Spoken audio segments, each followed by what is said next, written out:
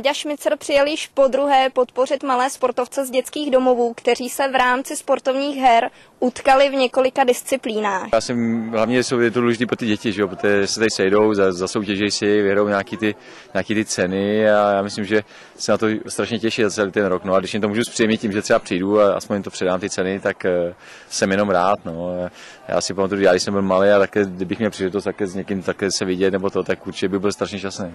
No tak určitě neříkám, že by mi to rozesmálo, ale viděl jsem, jak se třeba stydějí, kolikrát si jdou pro ty ceny, místo aby byli šťastní, že teda něco vyhráli, tak opravdu bylo vidět, že se trošku stydějí, že si nevěděli, co mají dělat a tam aspoň člověk vidí takovou tu bezprostřednost. No. Potom přece jenom u nás u starších už je moc vidět taková ta vyčuranost a taková ta vychytralost, zatímco u těch dětí je to opravdu takový příjemný a ani se to člověk se tomu zasměje, ale je to taky spíš jako pozitivní, jako, nebo je to takový, že se zasmějeme, ne, jako že by to bylo nějaký špatně myšlený.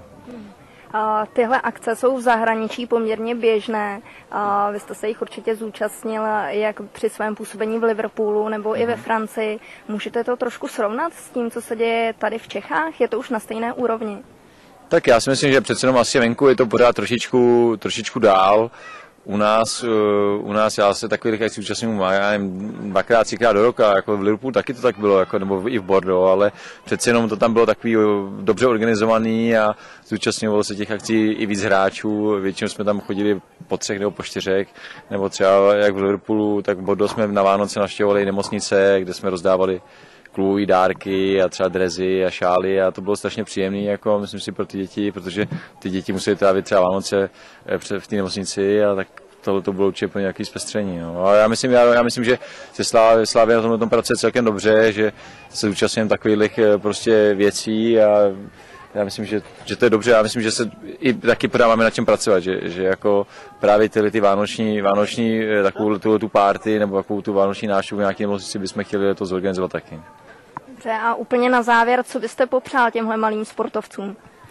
No tak, aby ten sport v mém životě hrál důležitou roli, protože já si myslím, že tím sportem se ty lidi spojujou, že je to baví a že se tam scháze a jsou tam dobrý vztahy, jsou tam dobrý party, jsou tam dobrý kamarádi a já si myslím, že na sport jenom jde ku prospěchu věci, takže já si myslím, že dává disciplínu do života těm dětem by mohl dát a já myslím, že by se toho měli držet. No. Jako mě to strašně uspokuje v mém životě ten sport, nechci mluvit jenom o fotbale, ale prostě jak mám volnou chvíli, tak jdu si hrát tenis, já nevím, hokej, golf, cokoliv, ale prostě ten sport je můj život a byl bych rád, kdyby to někdo z nich třeba měl taky tak. No.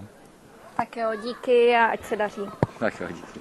Her, které pořádá nadační fond Plaváček manželů Jakubiskových, se zúčastnilo téměř 150 dětí z dětských domovů z celé České republiky.